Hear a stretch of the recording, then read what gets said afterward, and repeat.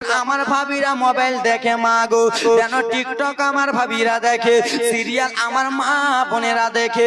পেটে 3 মাসের ছেলে আছে, পেটে 9 মাসের ছেলে আছে, কত কত ভাবি টিকটক দেখে, কত কত আমার মা বোনেরা পেটে সন্তান নিয়ে টিকটক দেখে।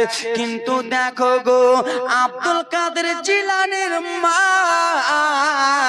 কোন টিকটক দেখে না, কোন সিরিয়াল দেখে না, সব সময় আল্লাহর কোরআন তেলাওয়াত করে, সব সময় তাসবিহ তাহলিল করে বাবা। সেই জন্য বড় পীর আব্দুল কাদের জিলানী কুতুবে সুবহানী মায়ের গর্ভ থেকে 18 পারা হাফেজ হয়ে পৃথিবীতে আসবে। জোরে বলুন।